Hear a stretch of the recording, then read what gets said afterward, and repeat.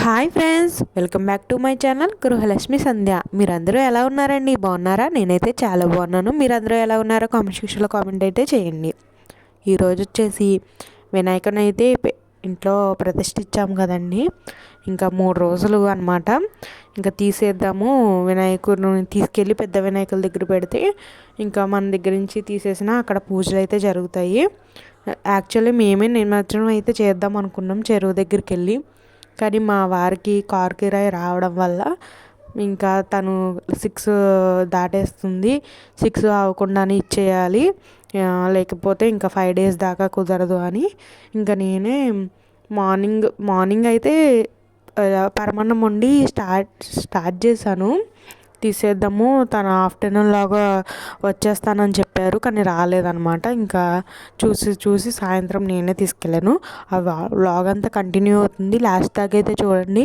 అలాగే కొత్తగా ఎవరైనా చూస్తున్నట్టయితే తప్పకుండా సబ్స్క్రైబ్ చేసుకుని పక్కన ఉన్న బెల్ ఐకాన్ అయితే క్లిక్ చేయండి. మీకు నా నోటిఫికేషన్ పెట్టగానే అయితే వస్తాయి. అలాగే వీడియో అంతా చూసి నచ్చితే కనుక లైక్ చేయండి. మీరు లైక్ చేయడం వల్ల మరికొంతమందికి వెళ్ళే అవకాశం ఉంటుంది.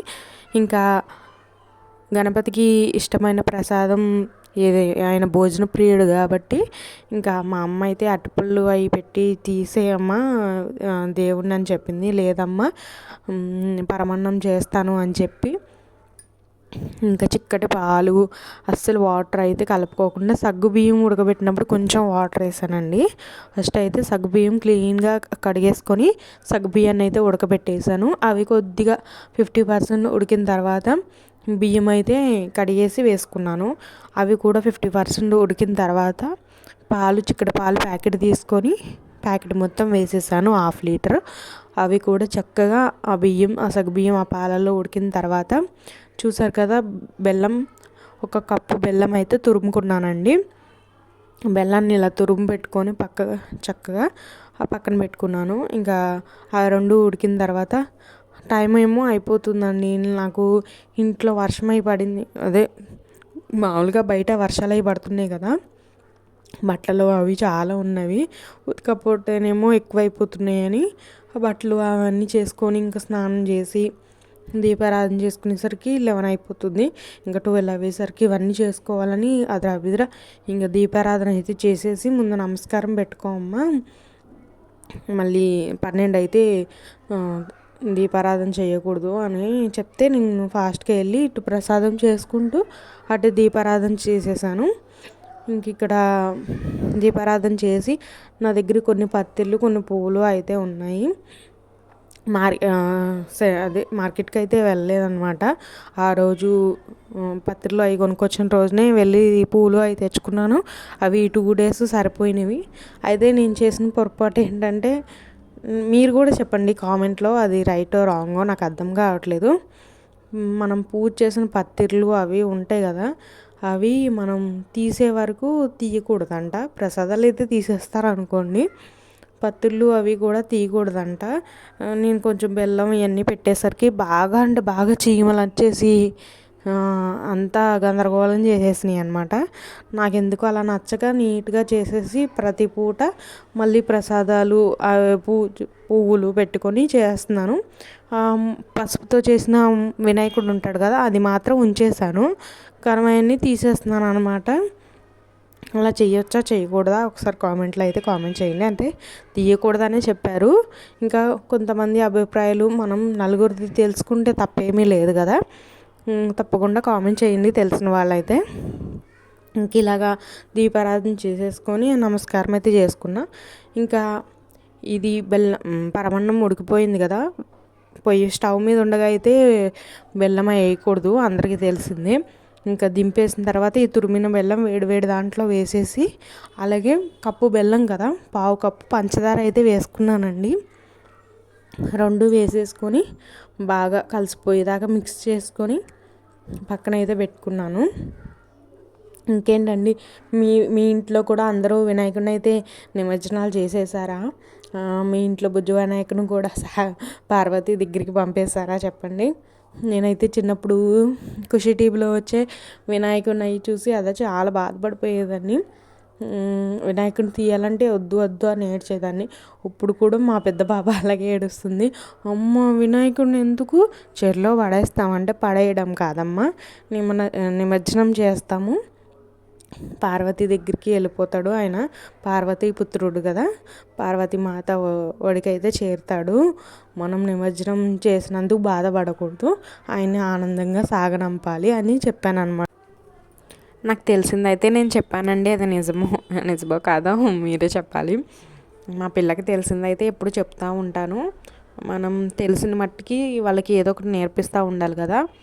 ఇంకా ప్రసాదానికి వచ్చేస్తే కొద్దిగా నెయ్యి ఉంటే జీడిపప్పు అవి కూడా నిండుకున్నాయండి ఇంట్లో. ఇంకా కిస్మిస్ ఒకటి ఉంటే నెయ్యిలో వేయించేసి ఇంకా ప్రసాదం అయితే అయిపోయింది కదా. ఇంకా మా పిల్లలకి కొన్నామండి అన్నప్రసన్నకి వెండి గిన్నెలు. ఆ వెండి గిన్నెలు అయితే ఎప్పుడు ప్రసాదం అయితే చేస్తానన్నమాట. ఇంక పెద్దది వచ్చేసి మా పెద్ద పాపకి తీసుకున్నాము, చిన్నది వచ్చేసి మా చిన్న పాపకి తీసుకున్నాను. ఇంకా దీని సైజులు తగ్గట్టు ఒక్కొక్క 2 తీసుకుంటే ఎప్పుడన్నా వరలక్ష్మి వ్రతానికి కానీ వినాయక చవితికి కానీ ఉంటాయి కదా అని చూస్తున్నాను. ఏంటంటే తీసుకుంటే కొంచెం పెద్దగానే తీసుకోవాలి, మరీ చిన్నవి తీసుకున్న ఇవి బాగానే సరిపోతాయండి నాకు. కానీ వెండి అట్లలో పెట్టినంత లుక్ మామూలు వాటిలో రావట్లేదు. అంటే వెండి కొనుక్కోమని కాదండి, నాకు ఉన్నాయి, నేను కొంచెం కొనుక్కోవాలనుకుంటున్నానని చెప్తున్నాను.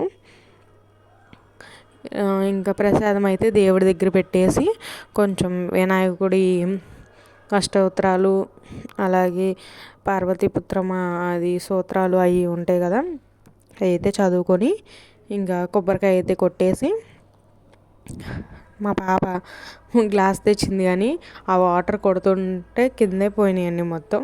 ఏంటంటే తను వదిలేసింది అనమాట, ఇద్దరం పైకి లేపి కింద కొట్టేసరికి తను వదిలేసింది, వాటర్ అంతా కిందే పడిపోయినాయి. అదే చెప్తున్నాను, చింతల్లి అన్నిటిలో నువ్వే ఉంటావు, ఏది చేయనివ్వవు, పెద్దవాళ్ళు చేసే పనులన్నీ నీకు ఎందుకురా తల్లి, నువ్వు కొట్టే అంత వయసు రాలేదు, మీ వయసు వచ్చేసరికి మీరు చేద్దరు కానిలే పనులు, కంగారు ఏముంది, అప్పుడు ఇలాంటి అన్నిటికీ ఇంట్రెస్ట్ రాదు, చూస్తూ ఉండి నేర్చుకోండి అని చెప్పాను అనమాట. ఇంకా కొబ్బరికాయ పెట్టేసి పీచు తీసి పెట్టాలి కదండి, అందుకని పీచు అంతా తీసేసి పెడుతున్నాను అనమాట. ఇందాడ మా పెద్ద పాప వచ్చింది, ఇప్పుడు మా చిన్న పాప వచ్చిందండి. అన్నీ అడుగుతారనమాట, బాగానే పూజల్లో బాగా కూర్చుంటారండి మా పిల్లలు. అసలు అల్లరైతే చేయరు, కాకపోతే నేను అది చేస్తా ఇది చేస్తా అంటారు, అది కామనే కదా, మనం పెద్దవాళ్ళు ఏం చేసినా సరే వాళ్ళకు కూడా చేయాలనిపిస్తుంది. ఇంకా హారతి ఇచ్చేసి హారతి కొండెక్కిన దాకా ఉన్నానండి. 2 అయిద్ది అనుకున్నాను కానీ 4 అయిపోయింది. అంతలోకి మా హస్బెండ్ కూడా వస్తారు కదా, సర్లే నిమజ్జనం చేద్దాం అని అనుకున్నాను. తను ఏమన్నారంటే లేట్ అయిపోతుంది, మన దగ్గరలో పెద్ద వినాయకుడిని పెట్టారు కదా, వెళ్ళి పిల్లలు నువ్వు ఇచ్చేసిరండి అని చెప్పారు. సరే అని చెప్పాను. ఇంకా ఒక దాని దగ్గర అడ్జస్ట్ అవ్వాలి కదా, తప్పదని సర్లే అని నేను వెళ్ళాను. అయితే ఇక్కడ మేము కొత్తగానే వచ్చాం కదండి ఈ ఫ్లాట్లోకి, ఫ్లాట్ కదలేండి, మామూలుగా బిల్డింగ్, అపార్ట్మెంట్ కాదు, దగ్గరలోనే బాగా పెట్టారనమాట.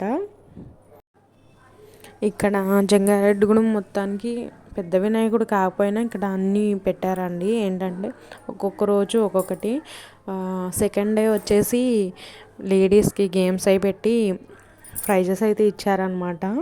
స్పాన్సర్స్ వచ్చారు, స్పాన్సర్స్ అయితే ప్రైజెస్ అయితే ఇచ్చారండి. అలాగే సెకండ్ డే వచ్చేసి పిల్లలకు డ్యాన్స్ పెట్టారు, అలాగే వాళ్ళు డాన్సర్స్ కూడా తీసుకొచ్చారనమాట, చాలా బాగా చేశారండి. థర్డ్ డే వచ్చేసి డాన్సర్స్ పెట్టారు. అలాగే ఒక్కొక్క రోజు ఒక్కొక్కటి అయితే చేస్తున్నారు, చాలా బాగా అనిపించింది. ఇంకా మేమైతే దేవుణ్ణి తీసేసాం కదండి, 3 సార్లు ఎత్తి పెట్టి తర్వాత తీయాలి కదా, కదిపేసి తీసామన్నమాట. అట్లా కదిపేసి పక్కన కూడా పెట్టుకోవచ్చు, కాకపోతే వీళ్ళు ఇచ్చేసరా ఎందుకు ఇంట్లో కప్పుకుని ఎలా ఉంటుందో తెలీదు అని చెప్పారనమాట. ఇంకా మా ఇంటి దగ్గరలో ఉన్న వినాయకుడు అండి, చాలా ముద్దుగా ఉన్నాడు కదా బుజ్జ వినాయకుడు. అలాగా మా పిల్లలతో వీడియో అయితే తీసుకున్నాను. ఎవరు లేరండి మేము వెళ్ళిన టైం. ఇంకా మళ్ళీ వచ్చేసి మళ్ళీ ఫ్రెష్ అప్ అయిపోయి డ్యాన్స్ టైంకి అయితే వెళ్ళాము. అందుకు చూడండి మా బుజ్జి వినాయకుడు. ఇంకా నైట్ డ్యాన్స్ ప్రోగ్రామ్ అయితే పెట్టారనమాట, 12 దాకా చేశారు. 9కి స్టార్ట్ చేశారండి. 12 దాకా చేస్తూనే ఉన్నారు.